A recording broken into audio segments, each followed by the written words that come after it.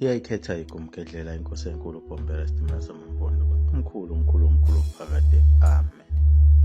Zabazi ningi zona izinhlabelelo zakhe uShembe ayezibhalile ngokuhlukahlukana kwazo ayezithola kuzo izingelosi zasezulwini.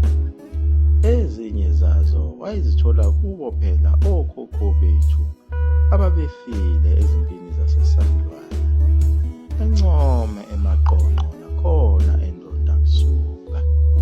Njengoba phela uShembe wayehamba kuzo zonke izindawo zakhona kwaZulu naseMampondweni ehla yenyuka kuwo amagquma nezintaba. Ngamandla ayewaphiwe wayekwazi ukulalela ezwe ngisho abantu asebashona kudala. Labo phela kwakuyibo okhokho bethu, imphefumulo yabo eyayingalandwanga kuzo izintaba nempango namagquma nakuyo imifula nezimfudlana. Lapho uShembe khona ayefikele kuyo indawo yakwaDukuza, wadlula ephikelele khona eMandeni, lapho khona ezwa ukuhlabelela okumnandi. Uhlabelela bona okhokho bethu abafa empini yaseNdonda kusuka. Izidumbu zabo zaphoseka kuwo umfula uthukela, ezinye zasala dengwane kuyo inkangala. uShembe wabonakala esemile ejamile kuyo le ndawo. Ayehamba nabo babemangele kakhulu ukuthi ngabe sekwenze njani kwinceku yenkosi. uShembe wababuza ukuthi ngabe niyawezwa yini lamaphimbo ahlabelela kamnandi. Ayehamba nabo banikela amakhanda ngoba babengezwa lutho. Waqhubeka uShembe wathi kule ndawo kukhona isigameko esake senzeka. Ngibona amathambo, izinsizwa zakwaZulu namadoda akwaZulu. Ayehamba nabo baqalaza kuyo yonke indawo kodwa bangabona nelilodwa ithambo. Waqhubeka uShembe wathi bayahlabelela.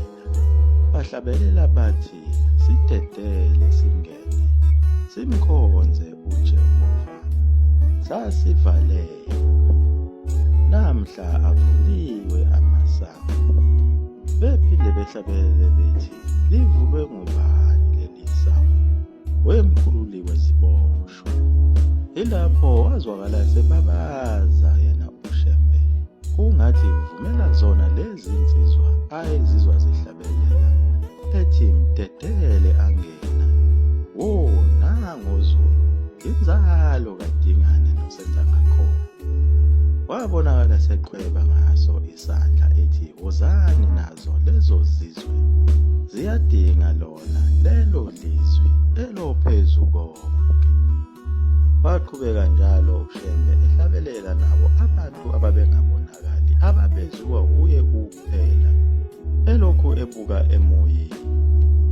Lawo maphimbo kwakuyiwo amaphimbo okhokho bethu abanye abasinda lapho abalela, njengayo induna kaMpande eyabhalekela khona kwelaseThekwini. Lowo kwakunguye phela uNongalaza Mnyando owafike wakha umuzi wakhe lapho sekukhona khona inxanxathela yezitolo eMlazi kwaMnyando. uNongalaza Mnyando lona wayekade eseke indodana yayo inkosi uMpande, lo kwakuwumbuyazwe. Ngalesi sikhathi bephuma iqhude benomfowabo phela onguCetshwayo, kanti impi kaCetshwayo izowina. Ilapho acela khona empunzini uNongalaza Mnyando, kanti enye yezinduna nayo eyabaseshweni eyasala khona enkundleni uMsweli Mzimela, owajuqwa uye uCetshwayo ngejuzi. Kanti kuzohamba isikhathi yena uCetshwayo aphinde aganwe indodakazi yayo le nduna ekumsweli Mzimela ayibulelele.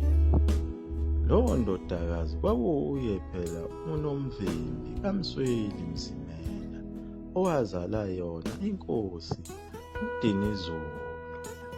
Lesi sihlabelelo sasihlatshelelwa okhokho bethu ababengasekho emhlabeni, intombi yakaMagwaza inkosazana ihamba naye uShembe yasibhala phansi leso sihlabelela emabhukwini ayo, njengoba yayihlala iseduzane kwakhe uShembe, ibhala onke amagama ayewakhuluma.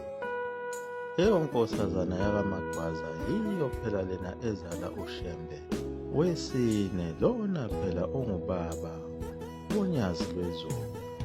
Uthi ngole nkosazana yaguqa lapho ikhundledlela njengoba futhi uMpofu